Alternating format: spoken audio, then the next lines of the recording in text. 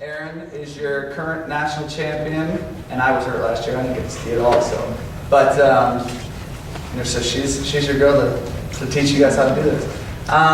You ready to go into equipment? Yeah, well, Brad wants to talk to a minute about what our skiing accomplishments have been. So I won overall in nationals in 2009, and I won the jump event.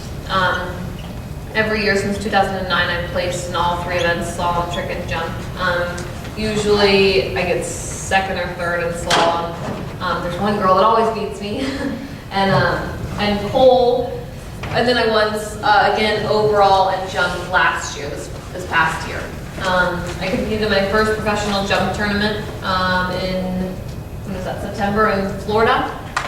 And we're actually going to host another professional jump tournament here at Creek Core in September. All the information. If you're interested in coming, and we will be skiing in it.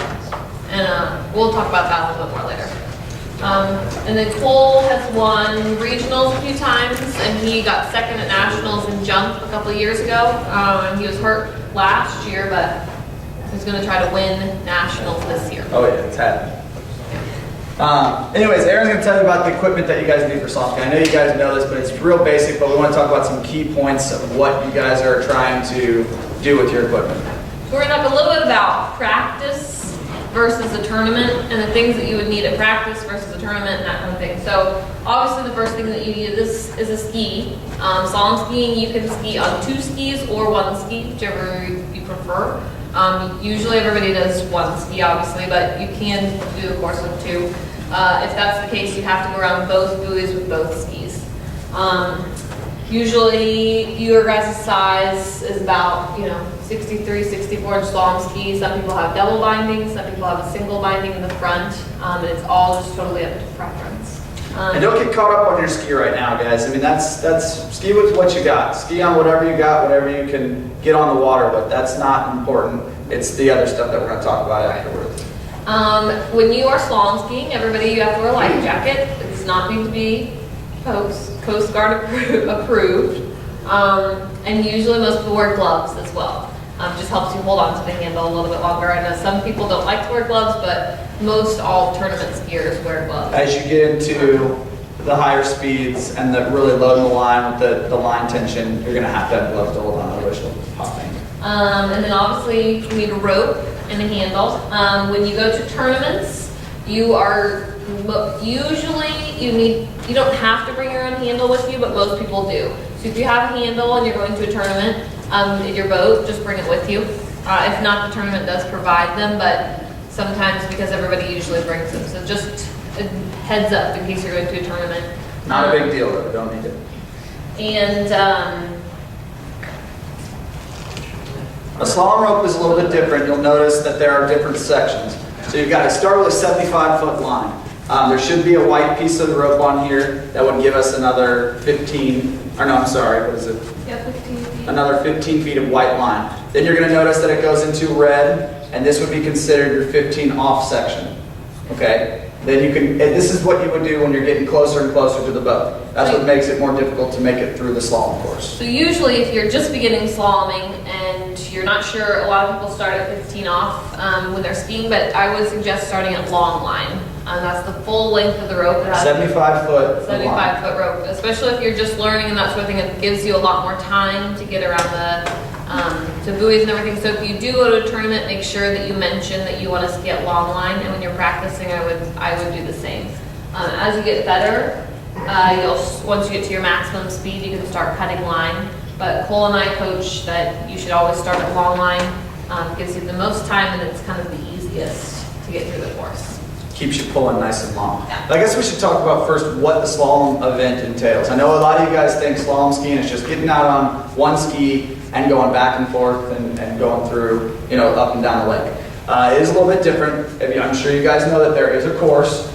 It consists of 2 gate buoys on each side and 6 turn buoys. You have to enter through the gate buoys and go around all 6 turn buoys and go out the exit gates, and that is considered a complete pass.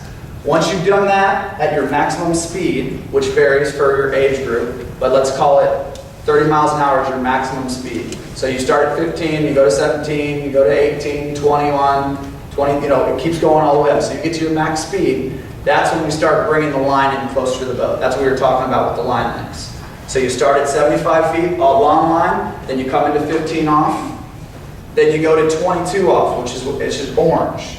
From there you go to 28, yellow, then on to 32 off. So you can see how you're getting closer to the boat. 32 off means 32 feet off of the full line of 75 foot.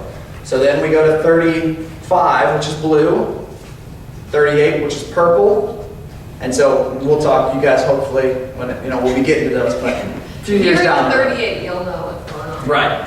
So those are the key ingredients of the equipment. But I think what we want to stress is that you guys are on a consistent ski. Don't go out and change skis, from day to day. You want to make sure you have a nice tight binding. It doesn't need to be too tight, but tight enough to where you feel comfortable making a hard edge.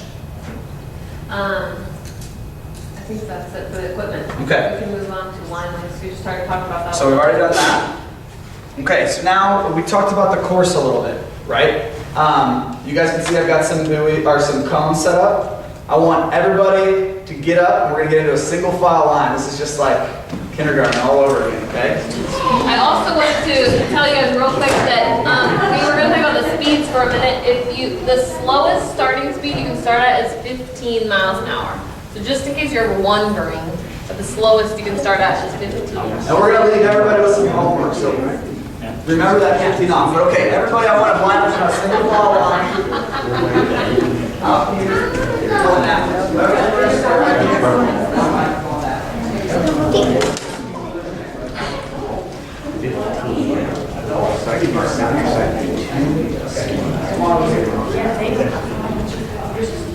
Can't you float it 15? Look.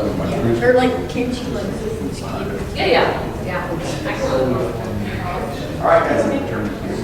So I want you to follow me, because I remember the boat is going to be going straight down this course. But what we're going to talk about is what we're doing in the course. These first two buoys are our pre-gates. Those are what you normally green on the end of your course. Okay, so as the boat's going through, Aaron, you're going to be our boat.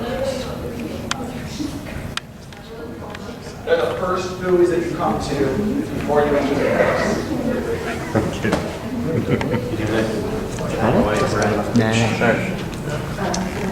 And it's very important that you follow the person in front of you, okay?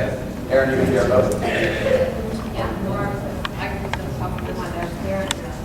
You want me to be the boat for you? Yes. All right, Will, are you going to be our boat? No, you're going right down the course here. They are. I like it. What happens when you turn the course around?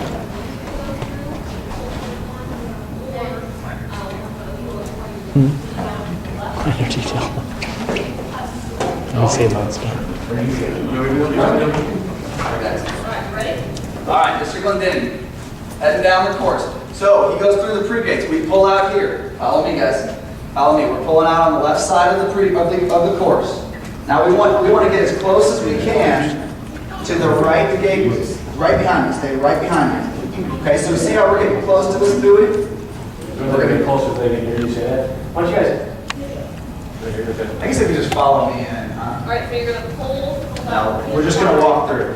Okay? Left hand See how we're side. getting really close to the back side of this buoy? The back side of the buoy. Go a little bit further to the left first. Okay. You're going to get as close as you can to the right hand gate wall. You have to go through the gate. Notice how we're getting here early, and then we get here, so we're turning before we get here. Now we're back over here. Madison, you didn't go through the gate. When you're stuck in it. All right. You're not going through the gate. It's right here. I really did. I was wrong. Through the gate. Look how many kids.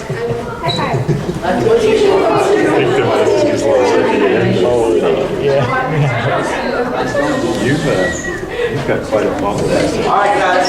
We're gonna need some. Keep walking, keep moving, keep moving. So everybody's finished the course. So like 25% of you missed the gates. Except you missed the gates. Oh, yeah. And you. All right, now I want you guys to all come right here. Come right over here, and we're gonna walk through here tonight. Everybody get a front row seat. Right here. Straight up. Standing, you don't have to sit down. Standing.